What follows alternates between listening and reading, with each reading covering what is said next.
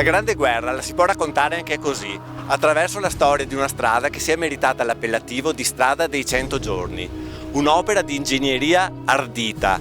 2 date ci raccontano una storia incredibile, 1 febbraio, 1 giugno del 1918.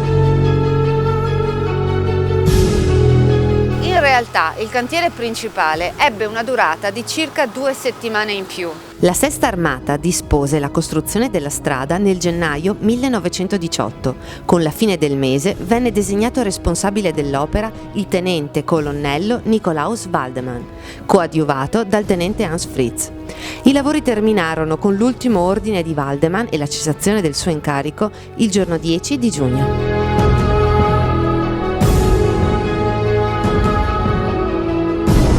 Da sempre le guerre hanno posto scienza, tecnica e ingegneria a servizio degli eserciti. Cosa ha portato alla costruzione di questa strada? Quali sono stati i presupposti? Qual era il contesto storico?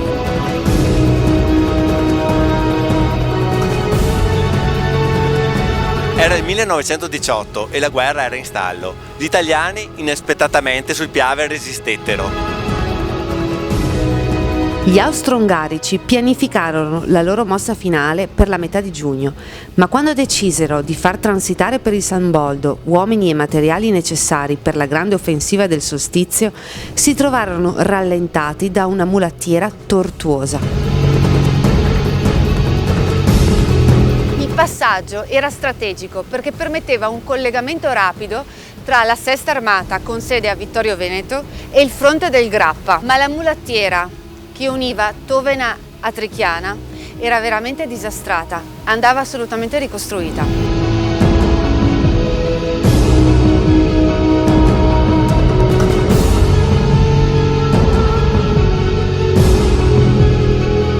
Raggiungere il passo di San Boldo dall'abitato di Tovena in macchina è un viaggio di 20 minuti, però non era così un tempo. Viandanti, pastori, contadini, zattieri, tutti coloro che volevano raggiungere dal Bellunese il Trevigiano o viceversa dovevano passare per una strada che era una mulattiera. Costruire una strada seria, era un'esigenza che partiva da lontano nei secoli.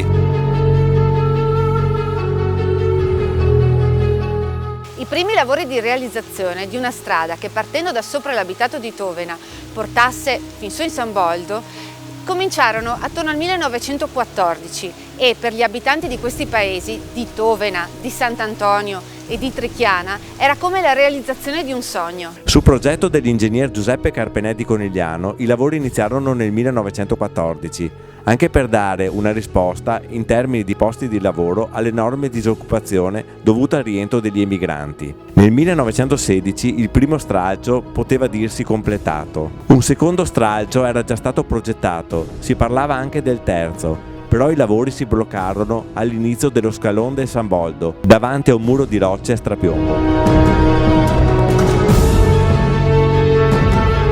Ma la guerra che tutto distrugge, questa volta fu alla base del coronamento di un sogno che partiva da distante nei secoli. Costruire una strada che attraverso il valico del San Boldo collegasse il Bellunese con il Trevigiano.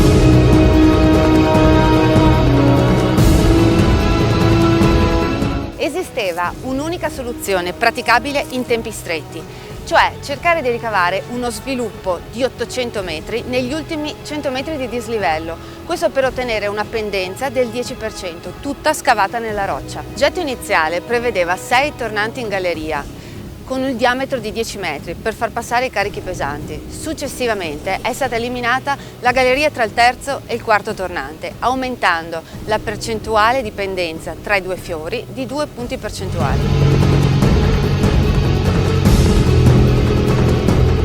Con la fine di gennaio, gli ingegneri definirono tutti gli elaborati per la realizzazione dell'opera, ma l'inizio fu lento, i progressi che venivano fatti erano piuttosto modesti. Questo per 2 motivi.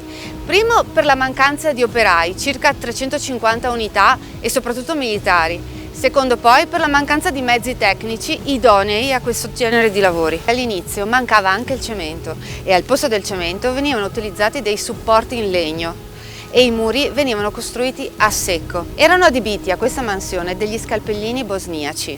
Basti pensare che per questa parete, alta 6 metri, dovettero lavorare per 21 giorni 30 scalpellini, tutto a mano e tramite mine. La svolta arrivò verso fine mese, ci fu un cambiamento epocale. Al cantiere arrivarono fino a 7.000 unità. Tutte le persone che erano abili a lavorare, che non erano al fronte, furono reclutate.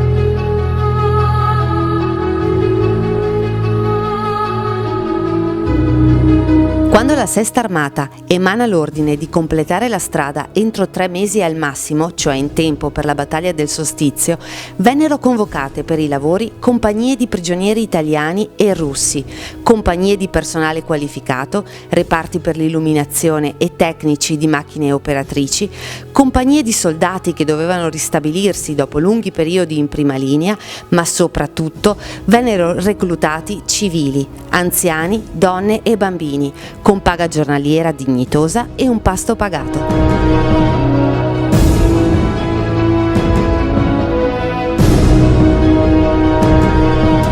Per la costruzione della Tovena Trichiana Strasse fu istituito un premio in denaro. Nella lista dei premiati comparvero tantissime persone del luogo. Il tenente colonnello Waldman si trovò a gestire una forza lavoro di 7.000 operai, di cui 1.400 contemporaneamente in questa gola. Decise così di suddividere la forza lavoro in 5 settori. In linea di massima si riposava soltanto durante la domenica. Venivano seguiti 2 turni di lavoro, il primo turno dalle 6 della mattina fino alle 16, con una piccola pausa di un'ora durante il quale venivano fatte esplodere le mine. Il secondo turno dalle 17 alle 23. Dalle 16:17 ancora mine e ancora mine anche dalle 23 a mezzanotte. Ci troviamo nel centro storico dello splendido borgo di Tovena. Nel 1918, proprio qui, l'esercito austro-ungarico aveva stabilito il comando, la segreteria, la mensa degli ufficiali, il magazzino di sussistenza. A Sant'Antonio invece c'era il presidio medico e il presidio veterinario. Giù in valle passava una ferrovia a scartamento ridotto e c'era anche un piccolo aeroporto.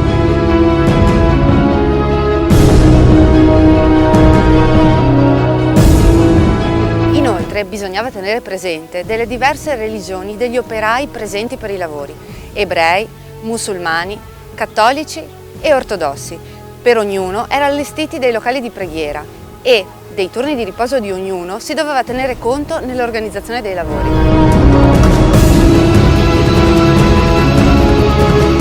La storia volle che la strada costruita dall'impero per sferzare l'attacco finale all'Italia fu utilizzata sempre dall'impero, per la ritirata incalzata dall'esercito italiano.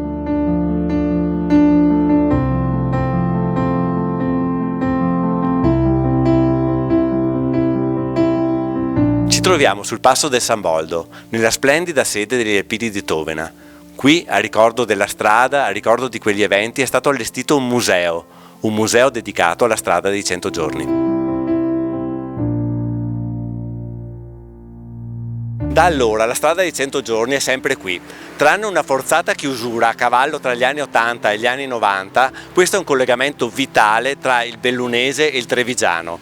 Chi la percorre anche al giorno d'oggi in macchina, in moto, in bicicletta ne rimane estasiato. Una strada di guerra è diventata un ponte e una strada di pace.